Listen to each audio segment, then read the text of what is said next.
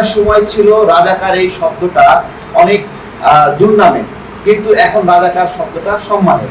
আপনাদেরকেই বলছি, ওয়াজ মাহফিলে এই কথাটা শোনার জন্য কোনো মুসলিম নাগরিক গিয়েছে সেখানে যে রাজাকার শব্দটা সম্মানের নাকি অসম্মানের? সেই তাবলিগি দুই ভাগে ভাগ হওয়ার পরে অরাজনৈতিক হওয়ার সত্ত্বেও দুইটা ভাগ হওয়ার ক্ষেত্রে দুটাই কিন্তু ইসলামের কথা বলছে, নামাজের কথা বলছে, কিন্তু দুইটা ভাগ হওয়ার ক্ষেত্রে তাদের মধ্যে মারামারি হয়েছে এবং তারা একে অপরকে ধাওয়া পাল্টা ধাওয়া মসজিদ রক্তাক্ত হয়েছে আমরা দেখেছি।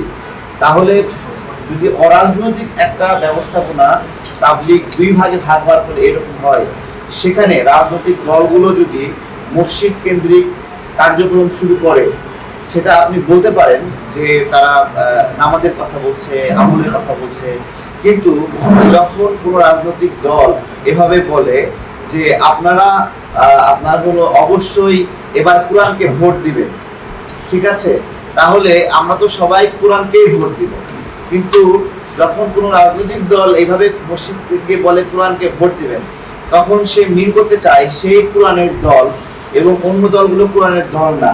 কিন্তু একটা মসজিদে কোন ধরনের লোক থাকে? সেখানে বিএনপি থাকে, আওয়ামী লীগ থাকে, জাতীয় পার্টি থাকে, জামাত থাকে, ইসলামী আন্দোলন, গণ অধিকার পরিষদ, এনসিপি অথবা অপরাপর আরো যারা আছে তারা সেখানে থাকে। তাহলে ওই মতের মানুষগুলো যখন দেখে তারা নামাজ পড়তে আসছে এবং তারা হালাল হারাম ইসলামী জীবন বিধান এবং বিভিন্ন আমলের শিক্ষা নিতে আসছে, সেগুলোর পরিবর্তে কোনো একটা রাজনৈতিক দলের মানুষ ইঙ্গিতপূর্ণভাবে এভাবে বলছে যে আপনারা এবার কোরআনকে ভোট দিবেন, মানে তাকে ভোট দেবেন, তখন ওই রাজনৈতিক দলের অন্য রাজনৈতিক দলের মানুষগুলোর মানসিক অবস্থা কি হয়? তাদের ইবাদতের মানুষে তারা যেখানে গিয়েছে সেই মনোযোগ নষ্ট হয় কিনা, অথবা তারা মনোকষ্টে ভোগেন কিনা? তাহলে এই মনোকষ্ট দেওয়ার অনেকে আপনার হলো কথাগুলো বলে আকারে ইঙ্গিতে বলে। আমাদের যে ওয়াজ মাহফিল গুলো হয়, এই ওয়াজ মাহফিলে যখন কেউ বলে যে একটা সময় ছিল রাজাকার এই শব্দটা অনেক দুর্নামে, কিন্তু এখন রাজাকার শব্দটা সম্মানের। আপনাদেরকেই বলছি, ওয়াজ মাহফিলে এই কথাটা শোনার জন্য কোনো মুসলিম নাগরিক গিয়েছে সেখানে যে রাজাকার শব্দটা সম্মানের নাকি অসম্মানের? এই বিষয়গুলোই আমাদের হলো কনসার্নের বিষয়। আমরা এটা মসজিদের কথা উল্লেখ করেছি, ইবাদতের জায়গার কথা উল্লেখ করেছি, ঠিক একইভাবে বিভিন্ন ওয়াজ মাহফিলেও কিন্তু একই ঘটনাগুলো ঘটছে। সেখানে গিয়ে কেউ অক্সফোর্ডে পড়ছে নাকি কেমব্রিজে পড়ছে সেই গল্পগুলো শোনাচ্ছে। আমাদের দেশের নাগরিকরা সেই গল্প শুনতে যায়, সেখানে ফুটবল খেলছে না ক্রিকেট খেলছে সেগুলো শুনতে যায়। তো এইগুলো আমরা আবার এইরকম আমরা শুনেছি যে এহসান গ্রুপ গোটা দুনিয়ার জন্য রহমত শুরু। এহসান গ্রুপ নামে একটা ব্যবসায়ী প্রতিষ্ঠান, আমাদের মুসলিম নাগরিকরা যারা সেখানে ওয়াজ শুনতে গিয়েছে, সে কি শুনতে গিয়েছে যে কোনো একটা ব্যবসায়ী কোম্পানি সারা দুনিয়ার জন্য রহমত শুরু?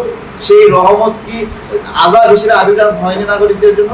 এগুলোই আমাদের কনসার্নের বিষয়। আমাদের খুবই খারাপ লেগেছে গত কয়েকদিনে যে মসজিদে রাজনৈতিক সুন্দর একটা আয়োজন করছে, ধরেন 40 দিন নামাজের জন্য সাইকেল উপহার দিচ্ছে বাচ্চাদেরকে, ঠিক আছে, এই যে তাদের একটা রাজনৈতিক উদ্দেশ্য আছে, এই টাকাগুলো তারা ব্যয় করছে কেন? তাদের ভোটের উদ্দেশ্যে। তাহলে অন্য একটা রাজনৈতিক দল তাদের এই ভোটের উদ্দেশ্য মসজিদ কেন্দ্রিক বাস্তবায়নের সুযোগ দেবে? আমরা বলছি আপনারা যা সহজভাবে দেখেন যে মনে হয় ইসলামের দাওয়াত দিচ্ছে। আপনাদেরকে সুনির্দিষ্টভাবে একটু বলি যে আমাদের যে কয়েকটা ইসলামিক দল নামে যে দল আছে, সেই দলগুলো কি বলেছে যে আমাদের যে জোট, এই জোটটা আকীদার জোট না, আমাদের বিশ্বাসের জোট না। তারা কিন্তু খুব সুস্পষ্টভাবে বলছে যে তাদের ইসলাম কেন্দ্রিক যে বিশ্বাস, আকীদা, যে আইন তারা মানে, সেই আইন কেন্দ্রিক জোট না। কি জোট এটা? এটা একটা ভোটের জোট, তাই না? তাহলে এটা যদি ভোটেরই জোট হয়, তাহলে এই ভোটটা ইসলামের জন্য ভোট বলে বলা যাবে না, কারণ তারা নিজেরাই বলছে এটা আকীদার জোট না। তো এই বিষয়গুলো যারা আকীদার জোট না বলছে, তারা আবার মসজিদে গিয়ে বলছে এটা ভোটের জন্য প্রোগ্রাম না, এটা ইসলামের জন্য প্রোগ্রাম। এটা হইতে পারে, তারা সেখানে কোরআন পড়ে শোনাতে পারে।